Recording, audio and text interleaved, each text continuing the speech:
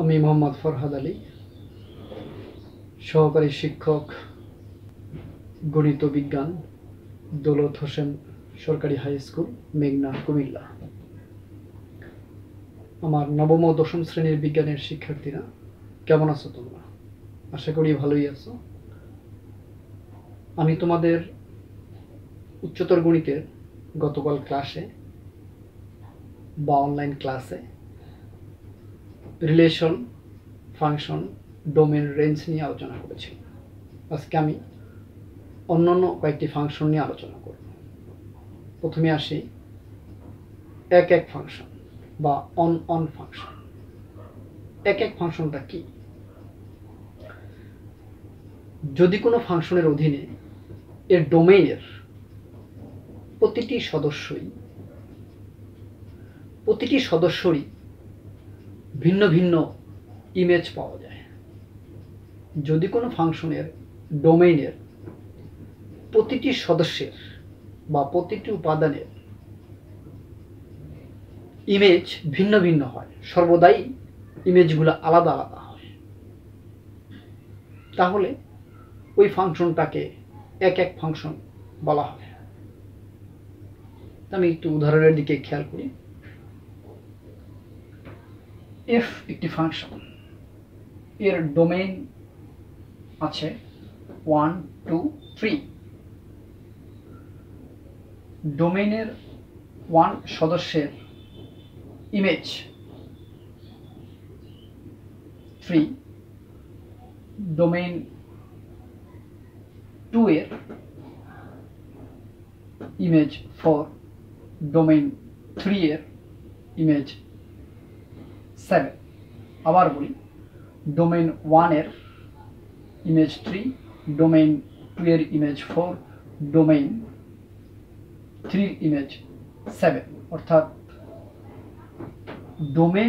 ডোমেইনের যে সদস্যগুলো, তার যে ইমেজ ভিন্ন ভিন্ন, আলাদা, একদম আলাদা, সর্বদাই আলাদা।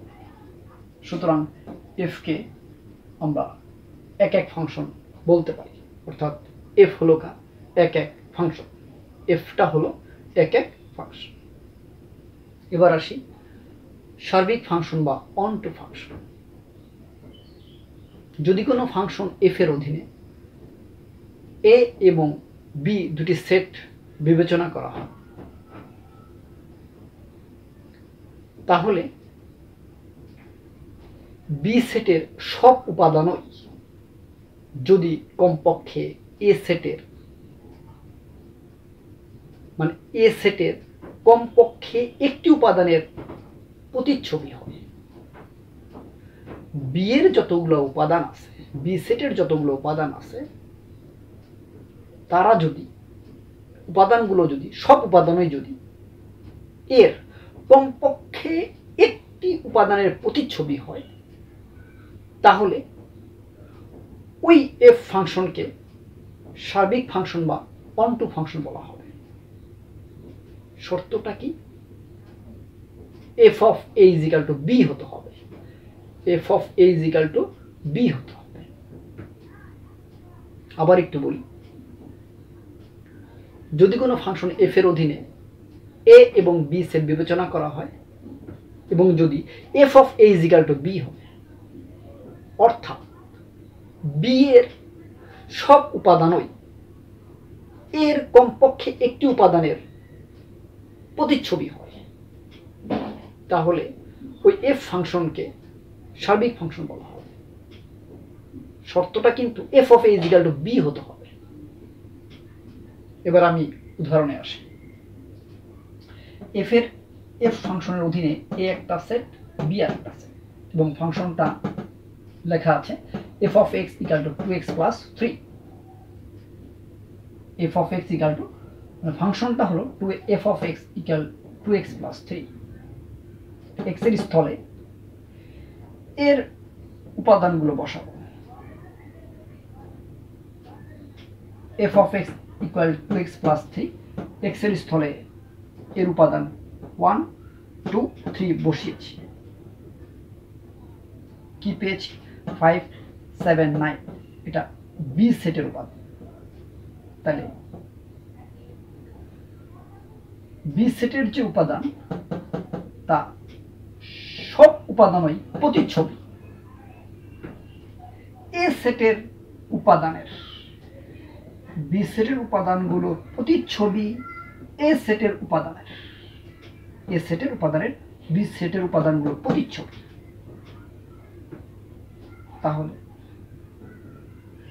তাহলে এফ ফাংশনটাকে সার্বিক ফাংশন বলা যায়।